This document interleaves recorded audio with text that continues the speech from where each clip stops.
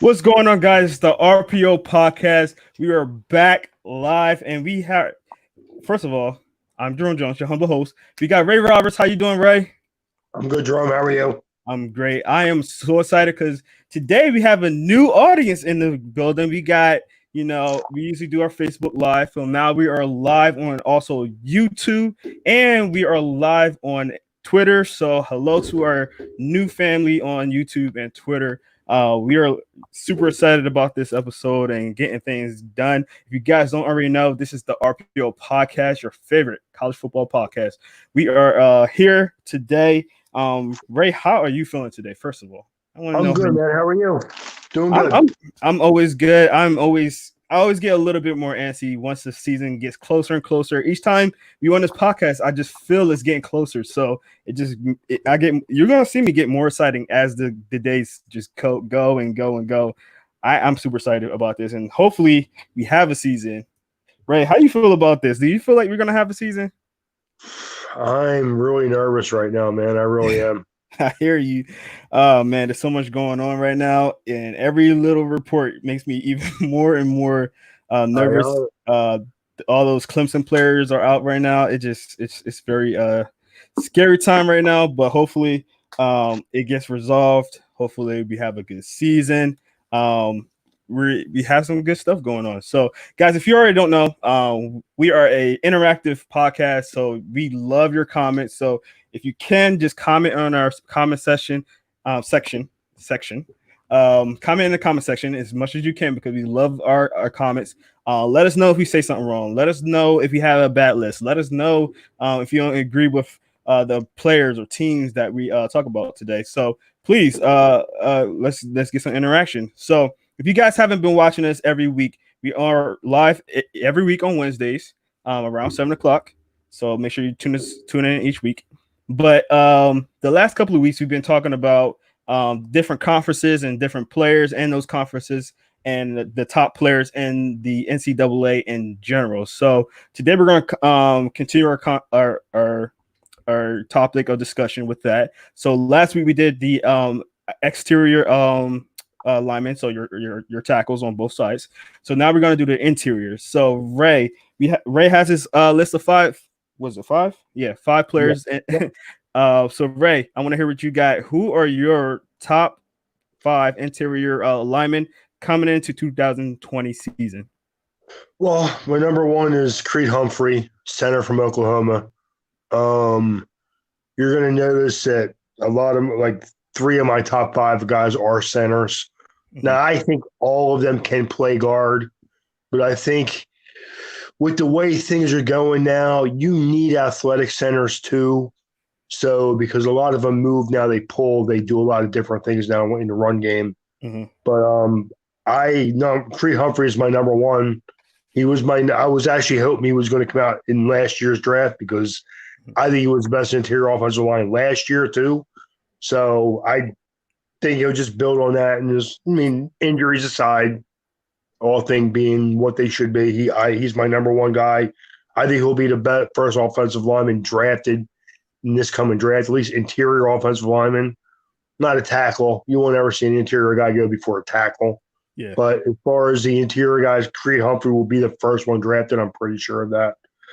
My second guy is Wyatt Davis from Ohio State. Another big 6'4", 315, very athletic type guy. He's a center. A guard. I could see any of these guys either playing either position really because they're that good. They're athletic. Wyatt Davis is my number two guy. My third guy is Deontre Brown from Alabama, a guy who didn't start. He actually started last year, was his first season, had a really good year. And I think he's going to I think he'll be probably a second-day pick, not a first-rounder, a second-day pick, or late second or early third round. Third guy is Alec Lindstrom from Boston College, a big, tall, athletic kid. Again, a guy who can get out and help out in the run game, can do some pulling. Probably more likely to play center than anywhere else. He's still a little light. He's about 295. Probably could use to put on 10 or 15 pounds. But he's my number four guy. And my number five guy is a center from Georgia, Trey Hill. Again, a 6'4". He's more of a road grader, 6'4", 330 type of a guy. Could play guard, but as a center, has played center mostly at Georgia and is a really good football player. So, okay. Nice list. I like it. I knew you were gonna pick Humphrey at the top though. You've been talking about him for a while. I think you talked about you wanting the Miami Dolphins to get him as well. So correct. If you guys haven't been watching this, you must know that Ray is a huge Miami Dolphin fan, and he wants the Miami Dolphins to draft every lineman possible. Correct. Absolutely. On either side of the ball. Yep. Lineman. Yep. Exactly. Yep. So we're gonna go into this list. So this list again is not my list. If you haven't been watching this is Tom Stone. Tom Stone is part of RPO Podcast. He haven't been able to get on a couple of times, so he just threw me the list. I read the list off for you guys, and Ray trashes his list. I mean, that's how we do it here. So let's start anybody's list. My list is my list. His list is his list. Right. We may just disagree every once in a while. Right. Okay. No, he don't. I'm just messing. I'm not a Big Ten guy like you guys. So, not that I don't like the conference. I respect it, but Tom seems to lean more towards them type of players than I do. So that's all. Yeah, definitely. I mean, like we're both Michigan fans. So if you guys don't know, we're Michigan fans. It's not a lot of us out there, but we are Michigan fans. We diehard Michigan fans. Way too many for me, brother. This is another thing about this podcast. You'll hear a lot of Michigan slander. I don't slander anybody. Yes, you do. You're the one that wants fired to coach every other week, not me. That is true. That is definitely true. I'm fine with Jim Harbaugh. He's fine. Me and He's John almost Harbaugh good enough. we're almost good enough. Oh goodness! Exactly.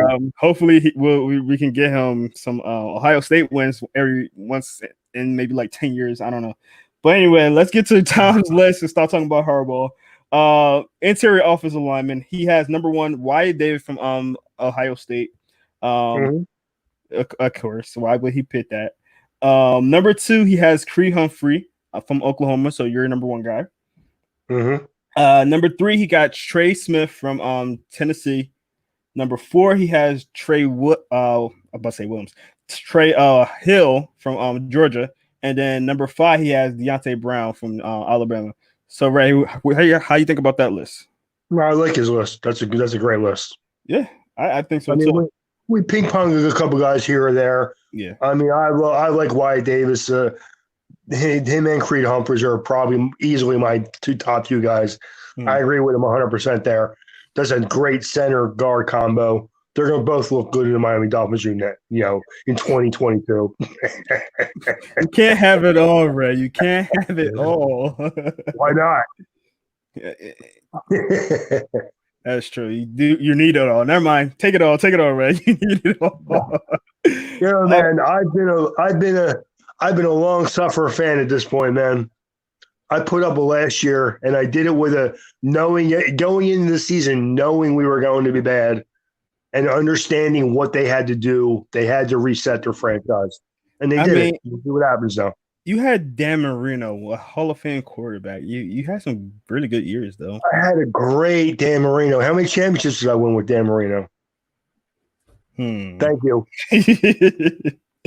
Well, we're going to move along with our next I understand that wasn't Dan's fault. Most of it was not his fault. Early on, when he was good enough, the team wasn't quite good enough. And then later on, they both got bad at the same time. So we need to give Ray a Dolphins podcast. He'll be really good at it. It's funny. I listen to a lot of guys who talk about the Miami Dolphins, and I respect everyone's opinion. But they're mostly all younger than I am, so they have no idea the torture I've been through. So that's true. Well, let's move along like we've been trying to do for the last couple of times.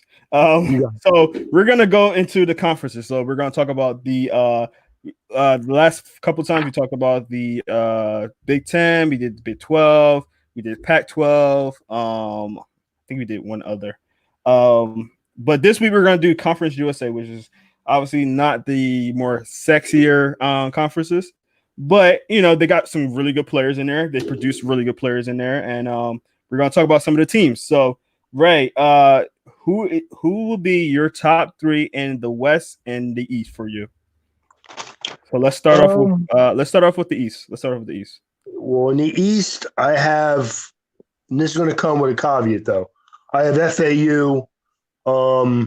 I think they have the most talent of the conference.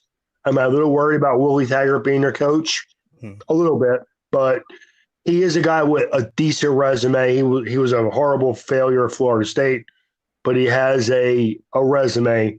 So we'll see how he does there. But I think FAU probably has the most talent. Them and UAB have the most talent of teams in this conference.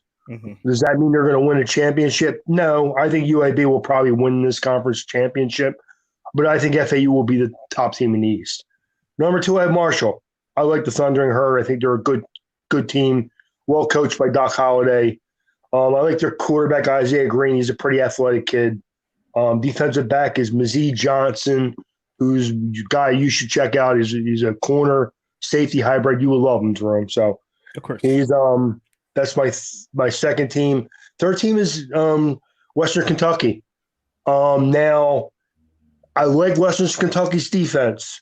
Their quarterback is right now is Sean Duncan. They have a super stud coming in by Chase McDonald. I hope they give this kid a chance to play because I think if he plays, they actually can make some noise in this conference this year. So, no, I think, yeah, I agree. Right. All right. Actually, give me your West too because he combined both of them. So he always does that, which means he doesn't listen, but that's okay. He doesn't listen. We won't talk about. Well, he's a Michigan guy. I can't trade him, guys. Hey. No, I'm kidding. My first team in is UAB. I just talked about, but I think they're overall the best team in this conference. Bill Clark is a good coach. He's been there for a couple years now. Mm-hmm. Good coach, very good defense. Safety, Dejon Turner is a guy that, again, a defensive back that you would probably love. He's physical. He's pretty fast. Great hips. Moves in and out. Does a really good job. Defense. And their linebacker, Jordan Smith, is an athletic linebacker, hybrid outside edge type of a kid. And the best player on offense is Austin Watkins, a wide receiver, had a really good year last year. I think UAB, again, if I would say they're going to win a championship in this conference next year, this coming season. But that's number one. Number two is Southern Mississippi. Jay Hobson, the coach. Again, returning players, Jack Abraham, Tim Jones on offense, Rasheem Booth, defensive end, Jaquez Turner. Good, veteran type guys, been there for a couple of years. They're my number two team. And third team is my favorite team in this con for Louisiana Tech. Of course, Skip Holtz, who I have a tie because, his father coached Notre Dame for a while. Mm-hmm. I think Skip Holtz is a good coach. I think that he gets a lot out of their players. I really like Justin Henderson. Their running back is a really good football player. Milton Williams, Ezekiel Barnett, Willie Baker are linebackers, all good, very good defensive players. If I had my way, they'd be the team that wins this conference, but I don't think they will be. I think they'll be in the mix. I think they're a 7-8 win team.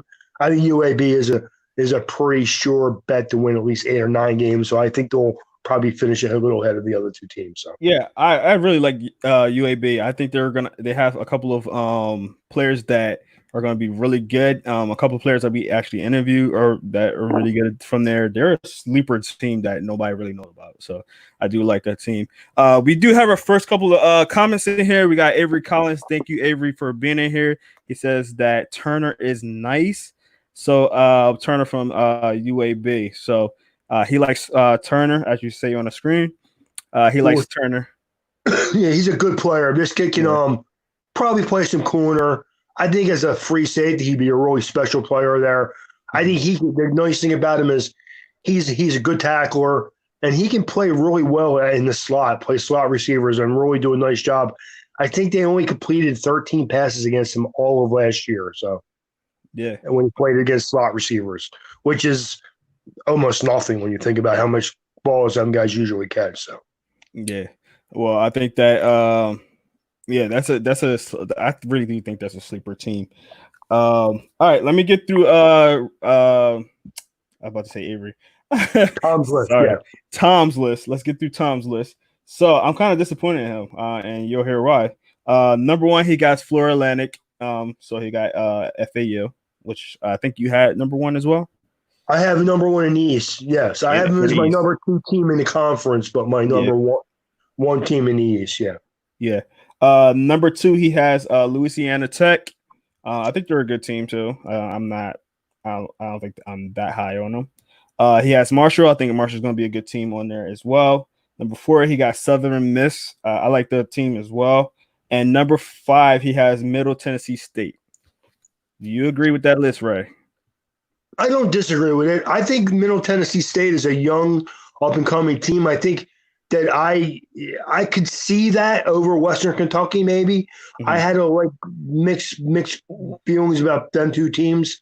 I said Western Kentucky because I think they have a special quarterback coming in that I'm hoping gets to play this year. But I can see Middle Tennessee State being that other team. They're a good team. Yeah, but Ray, this is not a great conference, but they're all. It's still good college football, Correct. So Ray, as you, I don't know if you noticed, but he don't have UAB on that list at all. Well, that's a big mistake because they're the best team in this conference. So, and when the season's over, it will be proven that they're the best team in the conference. I really do think they're going to be a really good team as well. I was surprised you don't have them on his list at all. Honestly, Dejon Turner may be the best player in this conference. Mm-hmm. He's the best defensive back player in this conference. The kid is a real difference maker. I think that Jordan Smith is very underrated and will show that their defense is going to. I think they're the best team in this conference. I do. I don't think it's really that close, to be honest with you. I think they're the only team that could win 10 games in this conference.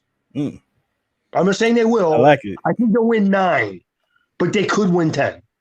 Okay. I like it, though. That's some praise right there, Ray. I like it. All right, let's go into our players now. And I know this is what everybody coming here to look at and listen to. They want to know about the players. Who's going to be the next, good thing in college football? Possibly, maybe somebody, a sleeper or two or whatever that's going to go in the NFL. Let's talk about the top 10 players in the Conference USA. So we're going to split up like we usually do. So we're going to talk about Ray's top 5, then Tom's top 5, and then we're going to do the bottom 5 afterwards. So, Ray, let's hear your top 5 players in that USA Conference. Well, you keep hearing me banging the drum about Dejon Taylor. He is, I think, the best player in his conference, and you should love that since he is a defensive back. Kid has played a lot of corners, so you know how impressive he is for me to put him as a number 1 player. He really, if you look at next year's draft, he's the one guy that could go in the top 100 in this conference. I don't think there's another guy that goes in the top 100, to be honest with you. Yeah. I don't. I think all of these other guys are like 4th or 5th round picks where this guy could be taken maybe late 2nd, 3rd round. But he's the best player, but I don't want to go too much into him, but he's the best player in his conference to me. My second guy is Keon White, a big athletic defensive end, 6'4", 260, a kid who can play some 3 tech, can play edge, not a great pass rusher because he doesn't have great has not been coached great yet. Has the ability to do some things as a pass rusher, but has not been asked to do that yet. So he's my number 2 guy. Number 3 guy is, again, from UAB, Jordan Smith. Kid's a big, athletic, rangy, 6'7", 250, dominant run player, gets enough quarterback pressure. I think he had like 15 pressures last year and like 6 or 7 sacks. But again, completely shuts down the run. And because of his body type, he's 6'7", only 250, he can put on 20, 25 pounds of muscle and be a really good player at the next level. But he's my number 3. Number 4 guy is Charles Robinson, the quarterback from Florida Atlantic. Again, a very accurate, short to mid-range passer. Probably the best quarterback in this conference right now as we speak, with the best track record, because, of course, they lost to Eric King and some other guys from last year's draft. So, my next number 5 guy is Bonte Harris, another UAB kid, cornerback, 5'10", 190, athletic, can play some zone, can play some bump man coverage, good football player. All right, nice. Is it Charles Robinson or Chris Robinson? Chris Robinson. Did I say Charles? I think you said Charles. I could be mistaken. I thought you said Charles. I was looking at it kind of weird. It's Chris Robinson, though. Yeah. All right. Awesome. All right. Well, that is funny. Your list is very, very similar to Tom's. At least the top 5. Okay. So this probably be the first time in a while. Like, you guys kind of agree. So, what were you about to say? No, I'm good. Okay. So number 1, he has Jajon Turner, the cornerback. I'm glad you guys got a cornerback on here. Makes my life a lot happier. He'll be better as a safety than he will be at a corner, though. Yeah, at least at the next level. I think so as well. I think so. Yeah. It could be. Yeah. All right. Keon White is number 2, edge rusher from Old Dominion. Yeah. Number 3, he has Chris Robinson, quarterback from Florida Atlantic.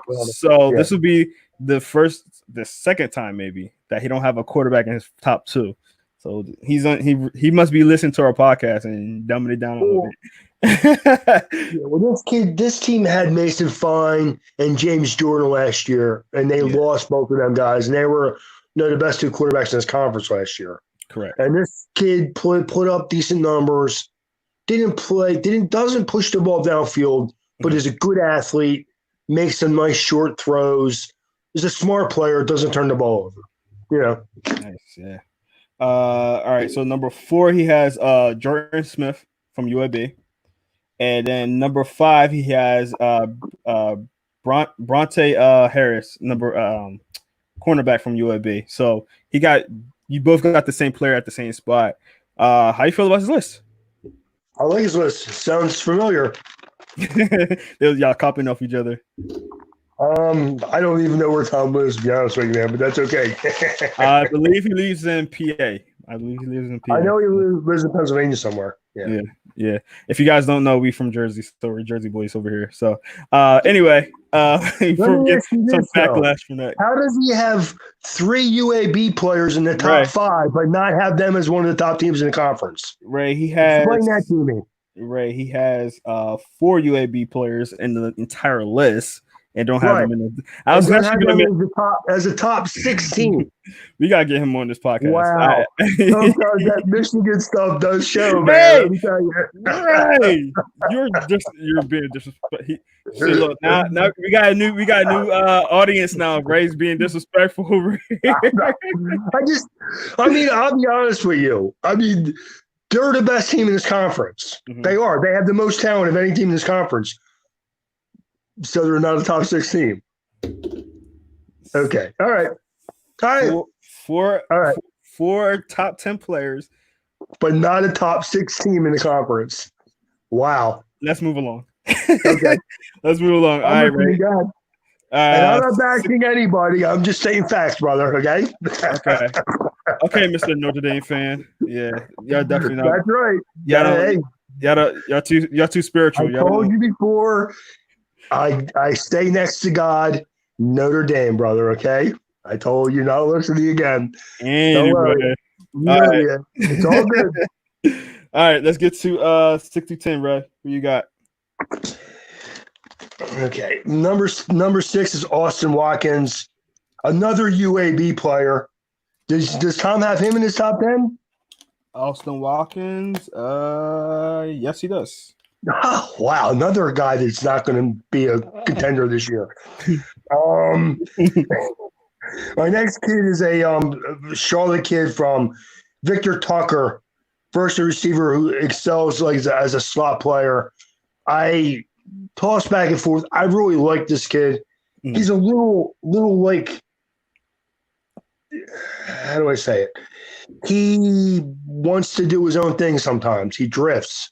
He doesn't run crisp routes.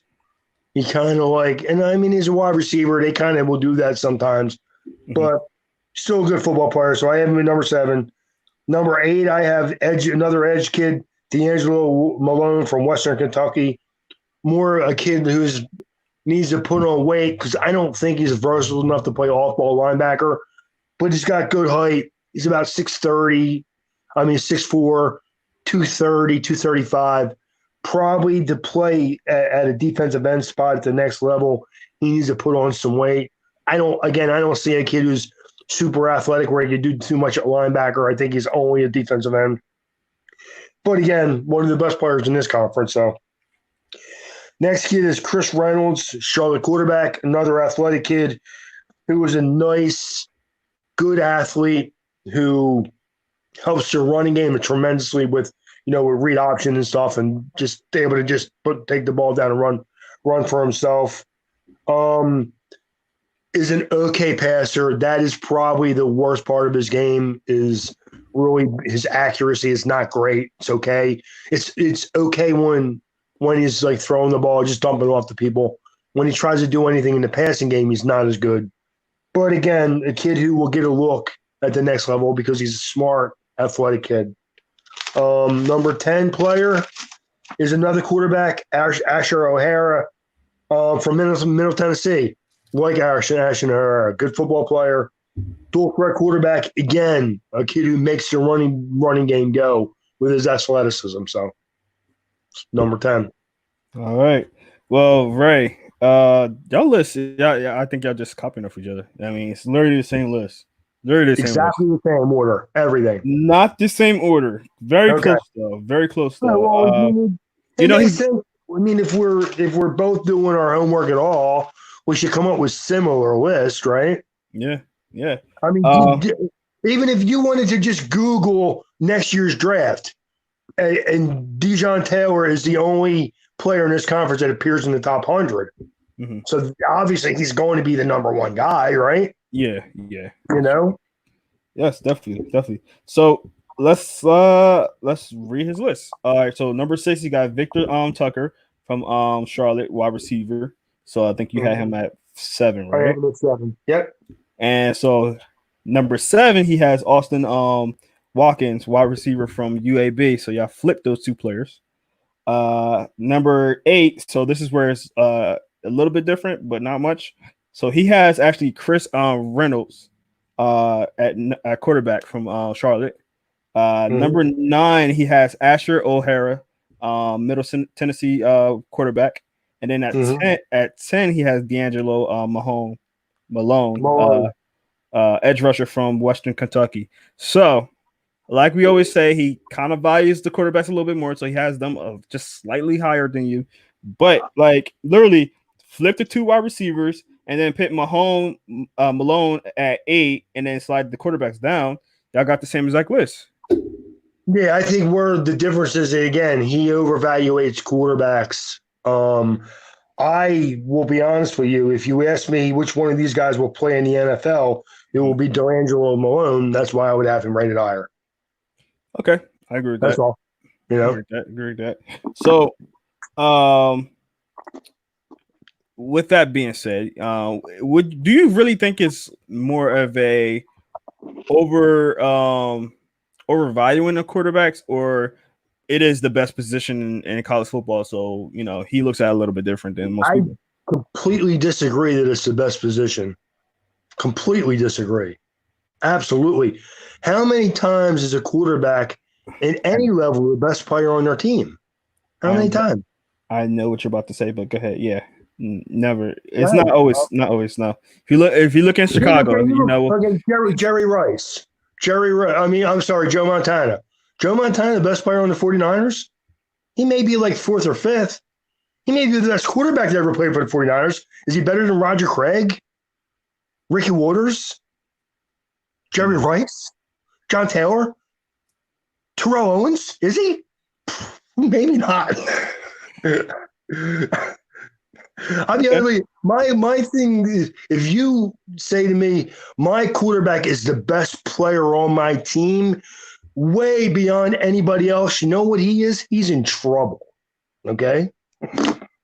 Well, yeah. Yeah. Yeah, you might be right about that. Like, you can't say it about Tom Brady.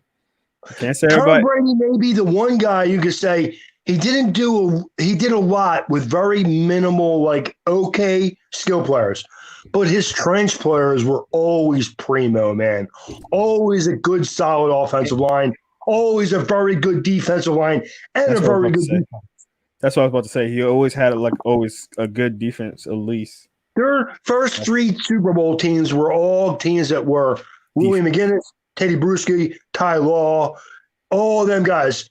I can't remember. They're all defensive players. And then, they had Tom Brady on offense. And a very good offensive line. Yeah, you're right. The one thing people like Donovan McNabb, all I ever hear is, and I like McNabb. He had a good defense. Not only that, he had a great offensive line. That's true too. He had 2 borderline Hall of Famers at tackle and stability everywhere else at guard and center. Mm-hmm. No, you're right. He didn't have great offensive skill players, but he had a pretty good defense and a great offensive line. Ray might be onto something here. We'll see. Well, anyway. Well, no, you win in the trenches, man. That's the name of football. That's football in general, period. Always has been, always will be. A guy like in college, a guy like Tim Tebow, who was a great athlete, but not a great quarterback, right? Yeah. That's okay. Yeah. All right. Anyway, we're getting too much into the pro football. Here's one more thing. Dan Marino was the best player on his team for 15 years. What did he win? That's true. There's not one other Hall of Famer, Pro Bowler anywhere on the roster. Great.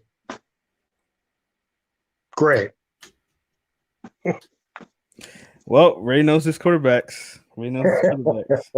Well, anyway, all right. So, question I always ask you each time we have this podcast is any sleepers. Now, this is a not the flashiest or sexiest conference, so you won't have a whole bunch of great sleepers. But if you could just grab somebody that kind of maybe you had at 11 or 12 that somebody might not know, who would that person be, Ray?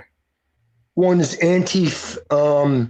Femery, an offensive tackle from FIU, a big kid, probably at the next level will play guard. He's 6'5", 320, moves very well, plays left tackle right now. And I'm not saying he can't play left tackle at the NFL, but I think if there's a guy who can play some left tackle, left guard maybe, I think he has NFL ability, definitely has NFL size. And you know how it is with size. That's 80% of the game, man. You show me the size, I'll make you at least a solid backup somewhere. You know what I mean? So my other guy is Reed Blankenship from MTSU, a defensive hybrid safety, plays a little nickel, little linebacker, good football player.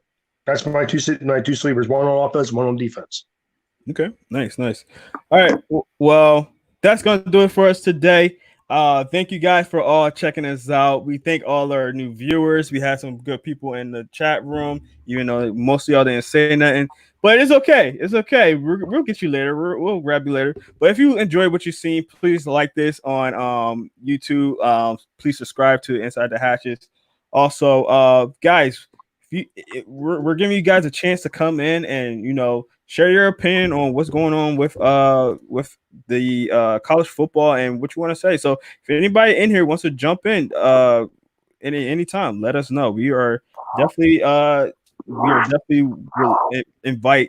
Ooh, Ray. Ooh, Ray, my ears. Yeah. Sorry, no, you're good. We definitely want to invite everybody to our podcast. Anybody that wants to jump on with us, we wholeheartedly would love to invite one of you guys. So please, if that's the case, please check us out or email me. It's j.jones@insidethehatches.com, and I'm actually gonna put it on the screen right now for you guys. So that is j.jones@insidethehatches.com. So you guys can just go in there, email me. It's right there on the screen, right at the bottom. So if you guys want to jump on our podcast one day and just talk some college football and jump in the conversation, it's right there on the screen. And just email me and we could get you on one day. We love to have people on, new people. I'm surprised Remy didn't say nothing today. Remy's one of our guys. Maybe we could get you on here one day, Remy, and talk some football, and you and Ray can have your little debates, because I know it's coming. Right, Ray? I'm fully armed and ready, man.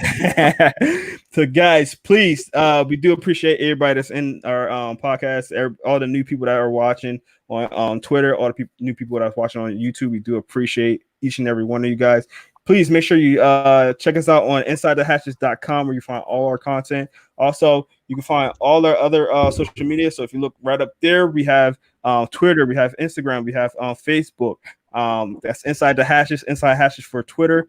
Also, check out our Apple Podcast, Google Podcast, Spotify, and which one of them is Apple, Google, Spotify. Oh, and Anchor. There you go.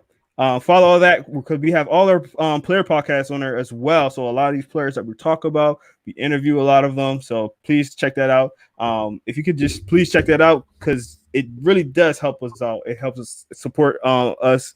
As you see, we're every day we're evolving. We're getting new stuff. We're getting new equipment. We're getting new looks and stuff like that. And it all helps when you go on there and check us out and listen to a player podcast. You don't have to buy nothing. You have to subscribe to nothing. Literally, all you have to do is just listen, and it just supports us. So please check that out. Inside the Hatches, search it in Apple Podcasts, Google Podcasts, Spotify, and Anchor. So I'm your humble host, Jerome Jones. We got Ray Roberts in the building, Thank you guys so much for checking us out, and we see you next week. Peace.